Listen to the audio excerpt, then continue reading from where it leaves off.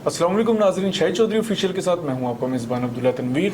नाज़रीन, अभी आपने रिसेंटली सर के एपिसोड्स देखे होंगे जिसमें सर ने दोनों ख़ानदान के हवाले से, चाहे वो तीफ़ी का ख़ानदान हो, दूसरी तरफ अड्डे वाले जो हैं, इनकी हिस्ट्री के हवाले से सर ने एपिसोड्स निकाले हैं। बेसिकली इनकी दुश्मनी आपस में स्टार्ट कैसे हुई, शुरू में कौन कौन सी ऐसी चीज़ें थी जिनकी वजह से सुलह होते होते रह गई, और कौन कौन सी ऐसी चीज़ें होंगी जिनको इन दोनों ख़ानदानों को फेस करना पड़ेगा अगर ये सुलह की तरफ नहीं जाते। तो इसी सिलसिले में मैं चाह रहा था सर के जो एपिसोड्स थे उनमें से चंद ऐसे सवाल थे जिन्होंने वाकई होशरुबा चीज़ें मंजर-ए-आम पर देखने में सामने आई हैं, और बाज़ ऐसे नाम भी थे जो खुद तो इस दुनिया में नहीं हैं, लेकिन उनके बाज़ ऐसे अच्छे या बुरे कारनामे जिसकी वजह से उनको अभी तक याद रखा जा रहा है। अस्सलाम वालेकुम सर। वालेकुम अस्सलाम सर, कैसे हैं आप? ठीक है, अल्लाह का शुक्र। अच्छा सर, मैं अभी ना आपके वो मैंने एपिसोड्स देखे हैं, तो वो बड़े ऐसे होशरुबा मैंने चीज़ें ऐसी देखी हैं, बड़े बड़े ऐसे नाम देखे हैं जिनको अच्छे या बुरे काम कह लें, और मोस्टली मैंने बुरे ही लोग ऐसे देखे हैं जिनको अभी तक याद रखा जाता है, और बाकायदा आपने तो पूरी पूरी उनके ऊपर तशरीह की है। लेकिन सर, बाज़ ऐसे क्वेश्चंस थे जिनके हवाले से मैं चाह रहा था मजीद इस सेगमेंट को, आपने जो सेगमेंट किए हैं, ज़्यादा क्लियर किया जाए, आम आवाम तक ज़्यादा बेहतर तरीके से इस चीज़ को पहुँचाया जाए। अच्छा सर, सबसे पहले मेरा एक सवाल था सिंपल सा। आपने एक बात की थी अपने प्रोग्राम में कि आपने कहा था बिल्ला ट्रकों वाला जो था, इसके पास SHO आके बैठा करते थे और हुक्का वगैरह पिया करते थे। तो सर, बिल्ला ट्रकों वाला, क्योंकि आपको पता है अड्डे वाले वही बेसिकली उन्हीं का अड्डा ज़्यादा इस काम के लिए चलता है जिन्होंने कोई ना कोई इलीगल काम करना हो। तो सर, क्या बिल्ला ट्रकों वाला भी ऐसा था? नहीं, पता है कि अब्दुल्ला, मैं आपको एक चीज़ बताता हूँ। ये जो है ना शाह आलम चौक जो है ना हमारा, मेरा ख्याल है शालमी जो है एशिया की बहुत बड़ी एक मंडी है, वहाँ पे ना मार्केट है, और वहाँ पर जाहिर है कि ताजर बाहर से आते हैं, ट्रक आते हैं, गुड्स का इनका काम था। और ये जितने भी चाइना में जाते हैं ट्रक, कराची, बड़ी बड़ी दूर तक इनके जो है ना ट्रक अपने ज़ाती, जो कि सैकड़ों की तादाद में थे, यानी कि 200-250 भी अगर कहा जाए तो कम होगा। वो अड्डा इतना बड़ा था, वहाँ पर जब भी शालमी को सामान आता था ना तो वो खाली वहीं पे होता था, यानी कि कैरियर आप यूँ कह लें, या जो स्टैंड था इन्होंने बनाया हुआ था।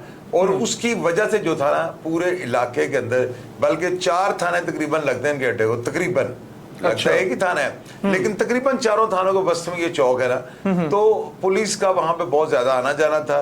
और बिल्ला पहलवान दरवेश आदमी था, वो बड़ा यानी खाने खुने खिलाने का शौकीन था।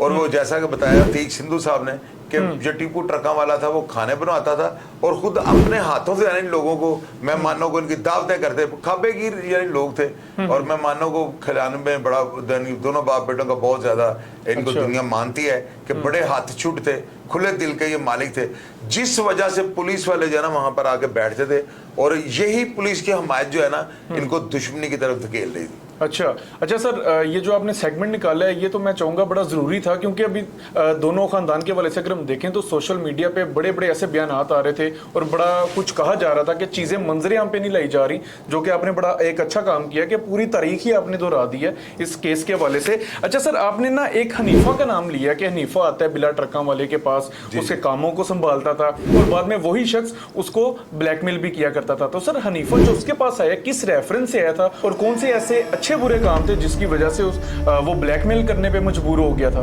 पता है अब्दुल्ला, मैं आपको एक बात बताता हूँ, ये जो होते हैं ना नौकर, ये गनमैन जो होते हैं, ये हर डेरेदार के भेदी होते हैं। मेरी बात जो है ना, मैं ऐसी बात नहीं करूंगा कि कोई मेरे ऊपर जो है ना कोई मुझे टीज करे या वो ऐसी कोई बात करे, मैं वही बात करूंगा जो मैं समझा हूं ना बात सुन के।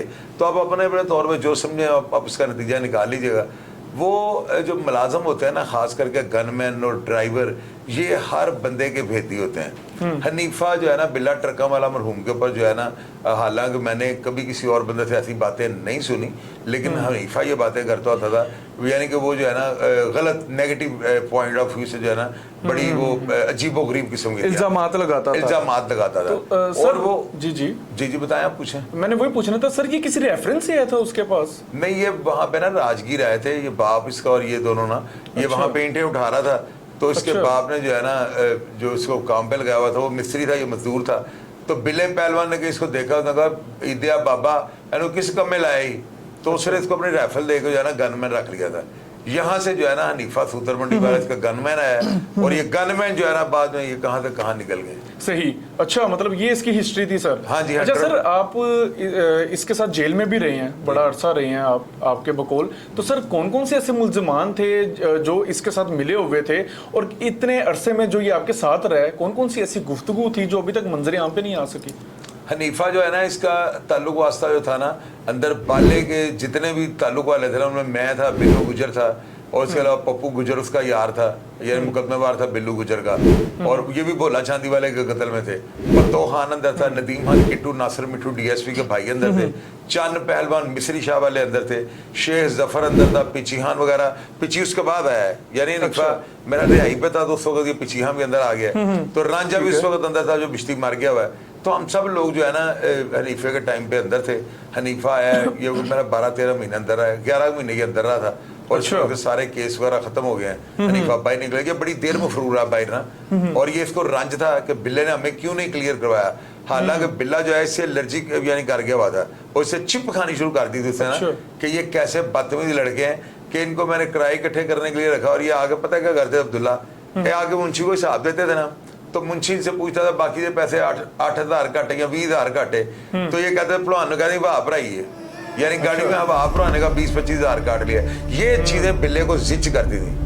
बिल्ले ने इनको पुत्रों की तरह या नौकरों की तरह स्पेशल रखा हुआ था, तो ये नाजायज फायदा उठाने शुरू हो गए थे, क्योंकि वो बेसिकली शरीफ आदमी था। तो सर वो केस कौन सा ऐसा था, माजरत मैंने वो जो है ना अकबरी मंडी के अंदर जो है ना एक ताजर कत्ल हो गया था, उसकी दुकान का अगर रपड़ था, कुछ लोग उसका नाम अमीरुद्दीन बताते हैं, उसमें टीपू का भी पर्चा था, इन सब के ऊपर FIR दर्ज हो गई थी, और बाला पेश हो गया था, और हनीफा जो है 2-2.5 साल जो है भागा रहा है, उसके बाद ये पेश होता है, तो वो बिल्ला इसको मुंह नहीं लगाता, बिल्कुल इससे मुंह नहीं लगाया, और ये गिरिज थी इसको कि मैं बिल्ले फलान को जाकर मारूंगा, और ये अंदर कहता था।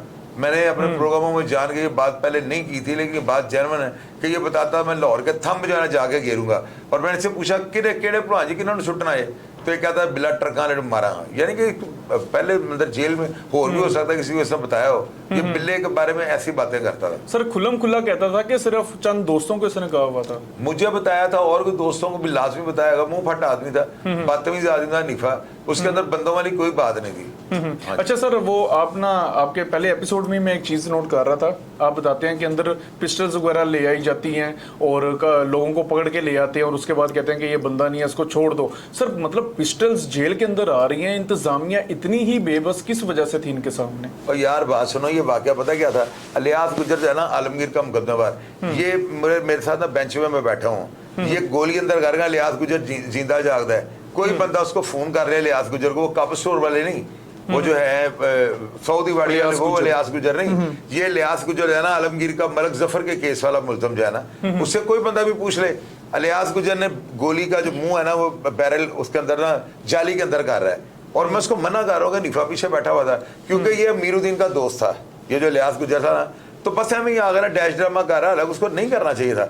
आज वो जिंदा कोई बंदा उससे पूछ ले, ये गोली अंदर कर रहा है, इतने में नजर पड़ गई हनीफे की, हनीफा भाग के अंदर आता तो हनीफा ना मुझे देखे बगैर, वो ये नहीं देखता किसको मिल रहा है, वो गोली को देख कर जब उसके हाथ पे हाथ, उसके गोली के ऊपर हाथ रखता हो सकता है, वो फड़ो इनू जकी वगैरह से दोस्त बाहर खड़े थे, वो बाहर से किसी और बंदे को पकड़ के ना, तो ड्यूटी के अंदर अब्दुल्ला ड्यूटी के अंदर पिस्तौले निकालता हनीफे को कहा भलवान जी 10 डाले ये, यानी कि यकीन करें ये मेरी आंखों देखा वाकया है। सर पिस्टल्स कहां से आ जाती हैं? यार वो बाहर से लेके आए ना, उनके हाथों में पिस्टल थे ना, वो ऐसे अंदर आ गए पिस्टलों में, और अफजल गुजर सुपरिटेंडेंट थे और यूसुफ गौरी साहब डिप्टी सुपरिटेंडेंट थे, सारे वहां पे अफसर मौजूद थे, और ये पिस्तौलें आपको बता रहा है ड्यूटी के अंदर आ गए, और ये नीफे ने कहा छाड़ दे वो नहीं है, छाड़ दे वो नहीं है, और उसको छोड़ा, फिर पिस्तौलों वाले लड़के बाहर। आज के दौर में तो सर ऐसा बिल्कुल ही मेरे ख्याल से नामुमकिन है। अभी तो CCTV कैमरे लगे हुए हैं, लेकिन ये पुराना दौर का बहुत बड़ा वाकया। बिल्कुल सर, मैं खुद हैरान हूँ कि पिस्टल्स ही अंदर ले आई जाती आ गए उसी वक्त, दरबान नहीं बोला, वो अंदर आ गया बस, यानी बता रहा हूँ कि निफा पूरा इस तरह का गुंडा था,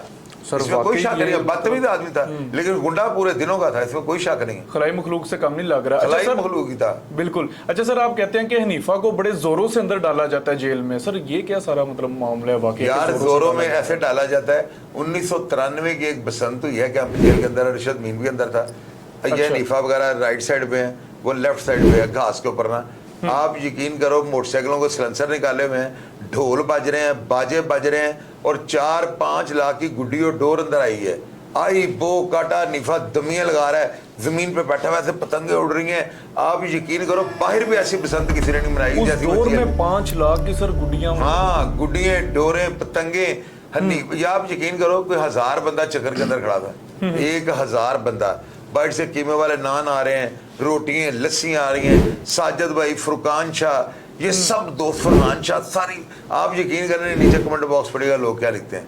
वो बसंत थोड़ी थी, वो तो ऐसे था जैसे फेस्टिवल हो रहा है, बसंत फेस्टिवल हुआ था सर। मतलब इनको इजाजत भी नहीं लेनी पड़ती थी किसी से, जो दिल चाह रहा है ये यार। कर अरशद रहे हैं मीर लोग। बहुत बड़ा गुंडा था, बहुत उसका बड़ा नाम था। और हनीफे के पूरे रोले थे कैंप जेल में। और ये साजिद भाई, फुरकान शाह, ये बलाएं थी। ये वो लोग थे कि इनको इंतजामिया ने क्या कि बेबस थी। मेरी बात अब याद रखिए, आजम खान का दौर था वो। आजम खान कुछ सकता नहीं था। हाँ, आजम खान साहब बहुत अच्छे आदमी है, इसमें कोई डाउट नहीं है, लेकिन वो इनके आगे नहीं खान जी खड़े खड़े होते थे। उनको पता है सारे हैवी चुल सौदे हैं, ये मेरे जिससे पंगा लिया काम खराब हो जाएगा। बिल्कुल। तो आजम खान बेहती तो वो नहीं इनको छेड़ते थे। अच्छा सर, आप ना एक उसी जगह पे एक हिस्से में आप कह रहे थे कि खालिद चिट्टा जो है गोगी भट्ट पे मेरे साथ जाता है, अंदर जाके बैठता है और गोगी भट्ट ऊंची ऊंची बोलने लग जाते हैं। सर लोग तो इनको गोगी भट्ट का राइट हैंड समझते हैं, और दूसरी तरफ आप कह रहे हैं कि गोगी भट्ट ऊंची ऊंची बोलते हैं और ये नाराज होकर वहां से चला जाता है। ये क्या किस्सा है? अब्दुल्ला आपको मैं कैसे समझाऊं? खालिद चिट्टे का कोई बंदा साबित कर दे गोगी भट्ट के लिए से टिड्डी मारी हो, मेरा नाम बदल दिएगा। खालिद चिट्टे ने वैसे 150 बंदा मारा हुआ था, वो फैसलाबाद में, गुजरांवाला में, सियालकोट में। पैसे लेकर नहीं उससे मारे होंगे, उसने दोस्ती में, जिनके पास मफरूरियत, बहादुर बहुत ज्यादा था और अंत बहादुर था। यानी कि ऐसा बहादुर बंदा दुनिया में मैंने नहीं देखा, ये हकीकत बात आपको बता रहा हूँ। इस पे केस भी नहीं हुए थे सर 150 बंदे के? यार हुए होंगे ना, पर्चे नामालूम हो गए होंगे। अब्दुल्ला भी देखे ना, अबाने अदल वाली FIR इस पे नहीं हुई, वो भी इसने किए थे। मुनीर उसने मारा था लड़का काका, उसको कत्ल कर उसकी लाश के टुकड़े कर दिए। ये उसके बाद नाजी भट्ट का जो था चिट्टा, उसका नाम था लड़के का, पता नहीं वो भी कुछ सलीम चिट्टा, उसको इसने मारा है। उसके बाद और नाजी भट्ट के साथ बड़े से मर्डर किए हुए, बड़ा बहुत खतरनाक आदमी था। अब उसके कत्लों को मैं गिनाना शुरू कर दूं, मुझे तो इतना नहीं पता, लेकिन ये 100% बात है, 100 से ऊपर उसने बंदे मारे हुए थे। और ये गोगी भट्ट को नहीं मतलब और नहीं, गोगी भट्ट वगैरह था उसका कोई ताल्लुक नहीं था। ये शेख हदरीस साहब का छोटे भाइयों की तरह था। ठीक है। उन्होंने इसको अपने जो है ना लक्ष्मी चौक वाला जो उनका दफ्तर था, पीछे पुरानी कोठी थी, उसके अंदर ये खालत वगैरह का होल्ड था, वहां पे ये सारे बैठे होते थे, असगर बोगी वगैरह, ये वो सारे नारंग मंडी वाले। तो मैं इनको वहां पे कई बार दफा जाकर ना शेख उसको खालिद चिट्टे को वहां पे मिला हूँ, तो मुझे इसलिए इन जगहों का पता है। तो गोगी भट्ट वगैरह से इसका कोई ताल्लुक नहीं था। तो उधर क्यों फिर मतलब आपको इसने बुलाया था और वहां पे यार उसकी वजह ये थी ना, ये जब 15-20 कत्लों में जब ये पेश हुआ ना, तो ये मेरा 24-25 दिन जेल के अंदर रहा था। उस वक्त ये इसका रोज एक कत्ल का केस खत्म होता था, सुलह हो जाती, पैसे दे देता था, दियत की रूह से जो है ना शेख हदरीस साहब मामला को सॉर्ट आउट कर लेते। इसकी 24 दिन के बाद रिहाई हो जाती है। अब रिहाई के बाद ना लोगों ने इसको मफरूरी में समझा, पता नहीं गोगी भट्ट वगैरह के पास, तीफी भट्ट वगैरह के पास रहा है, तो ये उसी चीज को जो है ना कैश करने के लिए शायद अब गोगी भट्ट वगैरह की मैं जरूरत बन चुका हूँ, ये उसके पास जाना शुरू कर दिया गोगी भट्ट के पास, और सलाम तो सिर्फ हो जाती है, मिलते होंगे, इनका ताल्लुक होगा, लेकिन उन दिनों में रिहाई के बाद जो है ना लास्ट खालिद चिट्टे की रिहाई, ये ज्यादा क्लोज हो जाते हैं और उसी दौरान ये जो वाकया हो जाता है। ठीक है। अच्छा सर, शेख हदरीस आप कह रहे हैं बड़ी इसकी मतलब पुष्टपनाही कर रहा था, क्या मतलब वो भी कोई अंडरवर्ल्ड का बंदा था? यार शेख हदरीस साहब जो थे ना, बल्कि हैं वो बड़े अच्छे आदमी हैं और वो बड़े अमीर लैंड लॉर्ड आदमी हैं। बल्कि आप लोगों को ये बताता हूँ, जहाँ पे मियां नवाज शरीफ वगैरह की कोठियाँ ना, उन्हीं उसी लाइन में जो शेख हदरीस साहब का भी घर है, और मैं उनके घर भी एक दफा गया हूँ खालिद चिट्टा के साथ, और उसके अलावा दफ्तर बेशुमार दफा गया हूँ। वो इतने गुड लुक बंदे हैं, इतने गुड लुक बंदे हैं कि आप उनकी पर्सनैलिटी को देख कर ना हैरान हो जाएंगे। वो इतने नफीस और इतना जबरदस्त आदमी है, लेकिन मेरी नजर में जो है ना वो बहुत बड़े गॉड फादर थे। ये क्रिमिनल्स के नहीं, वो क्राइम नहीं करते थे, लेकिन उनके पास एक टीम बहुत बड़ी होती थी, जो मैंने उनको पता था कि क्या क्या हो रहा है। खालिद चिट्टा जो था ना, उसकी सारी पैरवी जो है शेख हदरीस करते थे। हाँ जी। बल्कि सेशन कोर्ट में जब इसका ट्रक लगता था ना, तो शेख हदरीस साहब पहले से बेंच पे बैठे थे। ये जेन्युइन बात आपको बता रहा हूँ, उन्होंने हमेशा, बल्कि उसके चिट्टे का हालत का मैंने प्रोग्राम किया था, तो वो मेरे साथ नाराज हुए थे कि आपने उसके बारे में कैसे अल्फाज इस्तेमाल किया। अलग मैं लोगों को रियलिटी बताता हूँ और बच्चों को बचाने की कोशिश करता हूँ, इसलिए थोड़ा मुझे ना सॉफ्ट कारण दूरी रखना पड़ता है। अच्छा सर, एवाने अदल वाला वाकया आपने बताया था कि हुआ था, और उसके बाद मेरे राब्ते में कुछ अफसरान थे जिनके मैंने नाम लिखे थे, उमर विर्क साहब हैं, चौधरी शफकात हैं और DSP फयाज साहब थे। सर ये आपसे क्यों राब्ते में थे? यार पता है क्या, उस वक्त जो है ना अवाने अदल वाले वाकया के बाद जो है ना पुलिस कड़ियाँ मिला रही थी। आज भी मुझे याद है, विर्क साहब भी जिंदा है, ये सोच रहे सारे अफसर के ये जो है ना टीपू पहलवान जो है, क्योंकि ये सारे तो हॉस्पिटल पड़े हुए थे और ये अवाने अदल के बाहर वाकया हुआ है, वो ये सोच रहे थे कि शायद टीपू जो है ना काला ताई वाला को मिलने जा रहा था, यानी रूट बन रहा था। किसी को ये नहीं पता था कि वो अवाने अदल अपनी किसी केस की तारीख पे है। तो ये हमला जब होता है ना, फयाज साहब मेरे भाई थे, ये सारे पाकिस्तान को पता है, लाहौर का कोई ऐसा बंदा नहीं जिसको ये ना पता होगा फयाज साहब मेरे क्या थे। ये कत्ल चूंकि इस तरह के हो गए थे तो फयाज साहब सबसे ज्यादा मुतहर्रिक पुलिस ऑफिसर थे। अगर वो मेरे साथ राब्ते में थे ना तो समझ लें हर 10 मिनट विरक साहब के साथ उनका राब्ता हो रहा था। इस तरह जो है ना इस वाक्य की खोज लगाई जा रही थी, इतना बड़ा वाक्य था कि अच्छा लगा एक तक पहुंचा जाए। लेकिन आप देखिए तीक सिद्धू साहब ने जो बात कर दिया ना उन्होंने एंड कर दिया है। उन्होंने कहा ये चौधरी शफकात साहब ने जो है ना टीपू का तो चुप कर जा, मैं तेन नहीं पता जो है। उन्होंने ये जो है ना आबद बॉक्सर का बग्गा साहब का जो था पसीन वाले उनका नाम डाल दिया, लतीफ़ी भट्ट का नाम डाल दिया, गोगी भट्ट का नाम डाल दिया। ये नाम चौधरी शफकात साहब ने डाल दिए थे, लेकिन उन्होंने मेला फाइटिंग पैसों की बातयाती नहीं की होगी। वो टीपू को जो है ना अपना भतीजा समझते थे, इस वजह से वो जो है ना उन्होंने कहा कि जी मैं देखी जाएगी इनको मैं निपटूंगा। और ये डाउट भी नहीं है इस बात में। FIR के मुद्दई वो थे सर, वो मुद्दई वो नहीं थे, मुद्दई तो टीपू वगैरह का बंदा बना होगा, लेकिन चौधरी शफकात साहब के कहने के ऊपर इन सब के नाम पे जो है ना FIR कटी है। और यहाँ से दुश्मनी लावे की शक्ल आगाज हुआ है। क्योंकि सर आप कह रहे थे टीपू को नहीं पता था कि मतलब इनका नाम दे दिया गया है। टीपू भी कह रहा था मेरे गले में कौन सा ढोल डाल दिया। टीपू जो है ना वो सिद्धू साहब ने बताया नहीं कि टीपू पहलवान खुद कहता था दसो मैं की करा, यानी कि इसका मतलब तो यही है ना टीपू उनके आगे बेबस था। और मैंने पहले भी बताया पिछले जो पुलिस अफसरान थे ना उन्होंने वीदियां वगैरह की खवातीन को उठाकर छितर मारे, जिसकी वजह से कत्लो गारत हुई। और उसके बाद देख लें दोबारा क्या हुआ है, दोबारा भी यही काम हुआ है। यहाँ से ये सारा गलत झूठी FIR में नाम डाल दिए गए हैं। और यहाँ से जो है ना लतीफ़ी भट्ट वगैरह, जब एक बंदे पर झूठी FIR कटेगी वो क्या करेगा? बिल्कुल सर, कत्ल वो कराए, हालत चिट्टे पर्चे हो गए इनके ऊपर। और मुझे पता है किस तरह से क्लियर हुआ, बड़ा इनको रुलना पड़ा था लतीफ़ी भट्ट को, गोगी भट्ट को, वो जो शफकत बग्गा साहब है उनको, और उसके अलावा आबद बॉक्सर साहब को। मतलब ये लोग थे भी नहीं उसमें, ये लोग थे भी नहीं। और चौधरी शफकात साहब ने जो है ना बस गुस्से में आगे इनके नाम डाल दिया और ये दुश्मनी तूल पकड़ गई थी। ठीक हो गया। अच्छा सर, टीपू ट्रका वाला जो था उसके ऊपर केस जो हमले का हुआ था बेसिकली उसका जो सारा प्लान किया गया था वो आप बता रहे थे कि गुजरांवाला सैटेलाइट टाउन में किया गया था। सर क्या ये खबर लीक हो गई थी जो आपको भी मतलब पता था? यार ये हालत चिट्टे को जब मैंने बुलवाया था कि तुम्हारा नाम आ रहा है तो हालत चिट्टे ने मुझे घर बता दिया था, मेरे घर आ गए ना कि ये वाकया जो है ना मुबीन भट्ट ने उससे किया है, किसी तरीके से उन्होंने तो फिट नहीं हो सकता। तो मैंने कहा जब वो पकड़े जाएंगे तुम्हारा नाम ले देंगे। बस यही बातें हो रही थी। जब वो मैंने मदर का नहीं बताया, मदर आ गए, मदर साहब DSP जो बन गए हैं, तो ये मेरी ड्राइंग रूम में एंटर हुए हैं तो हालत चिट्टा समझा मैंने पकड़वा दिया इसको। तो मैंने खालद चिट्टे को बाहर निकालने के लिए दरवाजा खोला, आगे से मदर साहब आ गए। मदर साहब ने इसको देखा, इतने शीशों वाली सिंधी टोपी पहनी, टिंड करवाई, ठीक हो गया। और मदर साहब कहते हैं खालद चिट्टा जी। मैं कहा मदर साहब सिर्फ तुसी देखा है? तो वो कहते नहीं मैं नहीं देखा, मैं नहीं देखा। ये जेन्युइन बात है, वो अभी जिंदा है, कोई बंदा उनसे पूछ ले।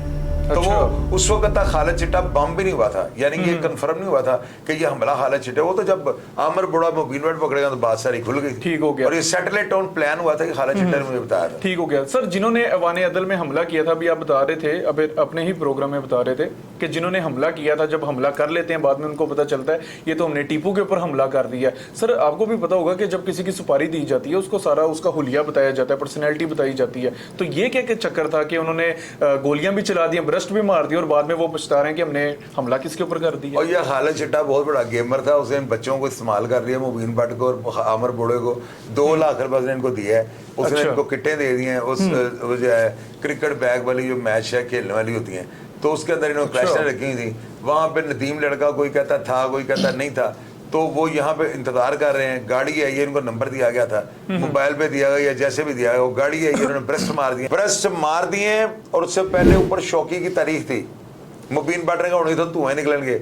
वो शौकी ने भी किसी को कहते थे काम होएगा, वो थोड़ी देर बाद हमला हो गया, उसमें शौकी का नाम आ गया कि शायद शौकी जो है ना, क्योंकि बात एजेंसी वहाँ पे जो है फौरी तौर पर मुतहरक हो गई है। तो शौकी को भी जो है ना मैं साथ लेकर गया था कुतवाली, लेकिन रास्ते में फोन आ गया था मदर साहब का, यार रहने दो तुसी ना आना था। उसके बाद में शौकी का नाम जो है ना क्लियर हुआ, तो मैंने ही जाकर न्याय वगैरह दिया था, तो मुझे इसलिए सारी स्टोरी का पता है। अच्छा सर, आपने कहा था कि एयरपोर्ट पे जो टीपू के ऊपर हमला होता है उससे पहले जो सुलह थी वो खराब हो गई थी, मतलब वो किस वजह से सर खराब हो गई थी? वो इस वजह से खराब हो गई थी, उस सुलह में ना अतीक सिंह साहब ने बताया ना कई दफा इनका आपस में राब्ता हुआ है। और एक दफा जो है ना किसी ने इनको कहा कि टीपू तो तेरा हमला होने लगा सी वहां पे जो है ना जो है टेम्पर रोड पे किसी जगह पे, वो लतीफ़ी भट्ट साहब ने कहा जी मैंने नहीं करवाया। और ये अतीक सिंह साहब ने बताया कि लतीफ़ी भट्ट साहब ने कहा था मेरे बच्चों का थड़ा जो है ना टीपू ने मरवाया। तो ये देखे ना ये क्या था। अब अतीक सिंधु जिंदा है, वो अगर ये बात कर रहे हैं यार वो तो ऑनेस्ट पुलिस ऑफिसर है, उन्होंने खुदा को जानते नहीं, यानी ये सुलह कुछ चल रही थी, कोई बात इनके अंदर अंदर चल रही थी। अब वहां पे खदशात क्या हो गए, वहां पे जो है ना किसी जाहिर है होनी ने आग लगा दी होगी, तेरा बुरा सोच रहे हैं, तो वहां पर भी आगे क्या हुआ एयरपोर्ट में, वो कत्ल टीपू का 100% लतीफ़ी भट्ट ने करवाया, बल्कि ये मौके पे मौजूद था। टीफी बट मौके के ऊपर मौजूद था, ये बात इसमें कोई डाउट है ही नहीं, लेकिन कत्ल क्यों किया गया? अब बात तो ये है ना, वो डरा हुआ था, उसने डिफेंस करने के चक्कर में, अपने आप को बचाने के चक्कर में उसे टीपू पर हमला करवा दिया और वहां पर इसे इमोशनल किया है। वो जो इजाज है, खुरम इजाज, कि भैया जब मैं आप मार दें, ये वो कोई ऐसा शराब के नशे में कुछ हुआ है, वो पिस्टल ले गया, उसे जाकर इसको मार दिया। सर डिफेंस के चक्कर में बंदा मतलब कत्ल कर सकते हैं और उस पर कोई भी मतलब जुर्म आयद नहीं? यार असल में सेल्फ डिफेंस ही होता है, आप पे फायर कर रहा है तो आपने जवाबी फायर में से मार दिया, ये सेल्फ डिफेंस तो नहीं होता, ये तो सीधा सीधा अपने दुश्मन पे हमला किया है, हमला करके मारा है। मैं तो इस बात से मुकर रहा हूँ, लेकिन उसके पीछे इसका खौफ था, ये बात मेरी याद रखिएगा। क्योंकि सर बलाज के भी केस में हम देखते हैं कि यही मतलब मौकफ था कि वो डिफेंस में किया और बलाज को भी मरवा दिया। क्या सर आगे भी अमीर फतेह या मूसा पे तो नहीं ऐसे होगा कि फिर वो यही कहें कि मतलब डरते डरते मरवा दिया इनको? यार मैं इसमें अब्दुल्ला कबल वक्त क्या बात कर सकता, मैं तो गमन की आशा लेके निकला हूँ। बिल्कुल सर, मैं तो कह रहा हूँ कि सारे इकट्ठे हो जाए, माफी तलाफी कर लें और अपने बच्चों को बचा लें। अगर ये मेरी बात नहीं ना मानेंगे तो अल्लाह ताला खैर करे। मैं जो प्रेडिक्शन कर देता हूँ ना, पता नहीं मेरा चेहरा या जुबान इस तरह की मेरी बात पूरी हो जाती है, इनको सुलह कर लेनी चाहिए। हाँ जी सर, लेकिन एक तरफ तो आप कह रहे थे अपने पिछले प्रोग्राम्स में कि मैं 4 पे ले जाऊंगा, अड्डे वालों के सामने बिछा लूंगा। आज का जो मैंने बेसिकली आपका प्रोग्राम देखा, बड़ा आप हाइपर लग रहे थे उसमें कि मेरी तरफ से भाड़ में जाए। सर ये क्या मतलब, क्या मायूस हो गए आप? नहीं मायूस नहीं हो गया अब्दुल्ला, पता है क्या होता है, मैं ये कहता हूँ कि देखे बात सुने, ये जो बगैरतों का टोला बीच में आ गया ना कि इन्होंने हलल पलल मचा दी है, ये यूट्यूबरों ने उठा दिया है, 2 खानदानों में दराड़े, इंटरव्यू कुछ हो रहा है, कुरान पाक पे लफड़ाए जा रहे हैं। यार ये क्या कर रहे हैं? बिल्कुल सर, मैंने रिक्वेस्ट किया सबसे आगे, अपनी जुबानें बंद कर लो और मुझे अकेले को देखो, देखते जाओ ना कि मैं आपको बताऊंगा मैं जो कर रहा हूँ। ये सोशल जो है, ये सुलह हो रही है सोशल मीडिया पे, इसका मीडिया ट्रायल हो रहा है सारा। मैं कोई बात आपसे नहीं छुपा रहा हूँ, मैंने आपको बताया कि मैंने तीफी बांट के मैसेज मसब को भेजे, मसब के कैसर को, कैसर के तीफी को, ये घूमता रहा सारा झगड़बंद। मैं जो कर रहा हूँ ना, आप लोगों के होश उड़ जाएंगे जब आपको बताऊंगा। मैं जेन्युइन अमन की आशा जो है ना, उसका लंबरदार हूँ। मैं अब अक गया हुआ हूं यार। देखो मेरी बात सुनो, मैं यूट्यूब पर जो है ना, इनको मैं एक रिक्वेस्ट करनी चाहता हूं, यार आप बंदे के पुत्र बन जाओ। आप लोगों को नहीं अंदाजा, अल्लाह ताला आपका बेड़ा गर्क कर देंगे। बिल्कुल, आप लोग जो नारकी फैला रहे हो ना, आप नहीं बचोगे। अल्लाह ताला आपको जरूर इस चीज की सजा देंगे। अपने किबले दुरुस्त करो। क्यों ऊंट पटांग आप इंटरव्यू कर रहे हो लोगों के, क्यों आप इस बात को हाइपर कर रहे हो? बिल्कुल सर, बिल्कुल। व्यूवर्स एक चीज इन्होंने बिल्कुल सही दुरुस्त बजा फरमाई है कि मतलब ऐसे ऐसे थंबनेल्स आप बना देते हैं कि मतलब लास्ट अपने पिछले प्रोग्राम में तीफी बट ने भी ये बात मानी थी कि ये मीडिया वाले ऐसा काम कर देते हैं, मतलब सारे नहीं लेकिन कुछ ऐसे लोग हैं जो यार ज्यादातर है। अब्दुल्ला कैसी बात कर रहे हो सर? कुछ नहीं, ज्यादा को जी जी ज्यादातर जो है व्यूज की खातिर खुदा की कसम पता नहीं क्या क्या, जिसकी वजह से बंदा भी तैश में आ जाता है। तो खुदारा आप मतलब अपने व्यूज के लिए किसी का घराना ना उजाड़ें, खुदारा ये आपकी मेहरबानी है। अगर सर मतलब अमन की आशा पे आ रहे हैं, आप पॉजिटिव रह के भी प्रोग्राम्स करें और आपको रेटिंग लाजमी मिलेगी। बहुत से ऐसे क्वेश्चंस थे जो कि मैं भी कर सकता था अपने प्रोग्राम को टॉप रेट करने के लिए, लेकिन मुझे ये चीज़ मुनासिब नहीं लगी। मैं नहीं चाह रहा ज़्यादा हम इस चीज़ को ज़्यादा बुराई की तरफ ले जाएं, बल्कि हम चाहते हैं कि मुस्बत रोल अदा करके इस चीज़ को सुलह की तरफ लाएं। सर मेरे आखिरी 2 क्वेश्चन हैं आपसे, उसके बाद सर हम अभी अपना प्रोग्राम वाइंड अप करते हैं। सर आप एक जगह कहते हैं टीपू के हवाले से कि इसने अपने घर में 50-50 गनमैन रखे हुए थे, पुलिस के वो कांस्टेबल थे, उनकी तनख्वाहें भी इन्हीं की तरफ से जाती थी, उनकी रिहाइश भी इन्हीं की तरफ से दी जाती थी। सर ये 50-50 लोग, आप मतलब खुद देखें क्या उधर कोई इलीगल काम चल रहा था? 50 लोग बहुत होते हैं सर। और यार अब्दुल्ला सारे नवीद सईद के गनमैन थे, टीपू उनको तनख्वाहें देता, सारे वेले मोतल शुदा जितने भी थे कादगाट वालों, वो सारे टीपू गड्ढे पे दो। और यही 50-50 गनमैन तो दुश्मनी को जो है गैंगवार में बदल लेते। सर ऐसे ही लोगों का इश्तेहारियों का रुझान था और टीपू के अड्डे 50-50 गनमैन होते हैं, वो सारे पुलिस वाले थे, उनकी तनख्वाहें लाखों में जो है ना टीपू दे रहा था। और यही चीजें टीपू को जो है ना अंडरवर्ल्ड का बंदा बना दी थी और लोग ये कहते थे अंडरवर्ल्ड का डॉन है। हालांकि बिल्ले ट्रकों वाले को कोई डॉन नहीं कहता था। अब ये टीपू कहां से डॉन पैदा हो गया? वो पुलिस वाले जो है ना, मैंने आपको पहले बताया, एक तो वो बतलका जो नवीद सईद के गनमैन होते हैं, नवीद सईद ने जब जाना होता था तैयार हो गया भाई, और मुंडे वर्दियां पहन के, पॉलिशें वहां से, जूते वहां से, नाश्ते वहां से, तनख्वाहें वहां से, एसी लगे हुए अंदर सोए हैं गद्दों पे। ये तो हाल था। अब इस दुश्मनी के लेवल पे आने के लिए भट्टों को भी मजबूत होना पड़ा। ये दुश्मनी जो है ना, इसी तरह उधर आबद बॉक्सर का जोर था, उसके साथ 50-50 गनमैन होते थे। यही चीजें जो उधर नवीद सईद, उधर आबद बॉक्सर, उधर उमर बेरक, उधर शोर शफकात, ये तड़ेबंदी हो गई थी पुलिस की। और ये पुलिस की आग लगाई है जिसमें आज तक ये शहर चल रहा है। ठीक ठीक। अच्छा सर, ये जो 50 जो लोग थे बेसिकली ये मोतल शुदा पुलिस अफसर थे? ज्यादातर मोतल होते थे, ज्यादातर मोतल 3 रात में रहते थे। ठीक ठीक। यानी कि महकमे में 50 बंदे मोतल है, महकमे तो हजारों मोतल है, नवीज से इन सबको बुला के वहां पे बेलों को वहां पे रख देता था। ऐसे ये गैंग और ये सारा लोगों का रुझान जा रहा है तो सर क्रिएट होती है, बिल्कुल ऐसी है। अच्छा सर, लास्ट क्वेश्चन है, 2016 में फायरिंग का वाकया पेश आता है 2 घरानों में। सर मुझे एक बात बताइएगा सर, क्या वाकई उस फायरिंग में अमीर बलाज का हाथ था? यार उसमें पता क्या है, ये जो अकबर बिल्ला है ना, इसका बेटा बाद में जो है ना, ये अतीक सिंधु साहब पेश करवाने ले जाते हैं अमीन बिन हैस के पास। अमीन बिन हैस जो थे ना, वो उसको हवालात में बंद करा दे और लड़का मान जाता है कि मैं शराब पी के ड्राइविंग कर रहा था और उस ड्राइविंग के हालत में जो है ना, इन्होंने मुझे वहां पे ले जाकर फायरिंग कर दी है। तो वो बात खुल गई थी। हालांकि वो जो है ना अतीक सिंधु, उन्होंने कहा है कि बलाज जो है ना उस केस से मुकरा था, और तीफी भट्ट ने भी ये कहा है कि बलाज के साथ जब मेरी बात होती तो बलाज कहता था कि मैं कसम दे सकता हूँ कि मैंने ये फायरिंग नहीं की। तो बाद में ये जो अकबर बिल्ला जिसकी शादी में बलाज कत्ल हुआ है, उसके बेटे ने ये बात क्यों मानी? बात ये जो है ना जेन्युइन है कि वो बिल्कुल वहां पे वो मानना था।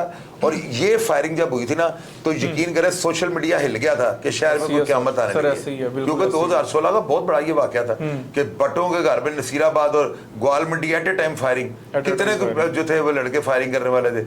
और मैं तो ये कहूंगा ये फायरिंग आग लगा गई है। अगर ये फायरिंग का वाकया ना होता तो शायद आज ये हालात भी ना होते। वो जो लड़का मानना है उससे सर ज्यादा मतलब ये काम खराब हो गया। बिल्कुल सर। अच्छा सर, जाते जाते आखिरी बात तीफी भट्ट के हवाले से करना चाहूंगा। बड़े मतलब आपके भी उनसे कॉल पे बात हुई और बड़ा मुस्बत रहा कि आपने सारे मामले को देखा है। लेकिन मैं चाह रहा था कि मतलब जिस तरीके से आप न्यूट्रल होकर काम कर रहे हैं, तो मैं चाह रहा था कि इन्वेस्टिगेशन अगर की जाए तो दोनों घराने पे की जाए। सर मुझे एक बात बताएं तीफी भट्ट के हवाले से ना, क्योंकि दुनिया पूरी जितना भी पाकिस्तान है, बल्कि पाकिस्तान से बाहर भी लोग यही समझते हैं कि ये अंडरवर्ल्ड के डॉन थे नहीं, अभी भी हैं। तो सर तीफी भट्ट के ऊपर कितने मुकदमात हैं और इन्होंने कितने कत्ल करवाए हुए हैं?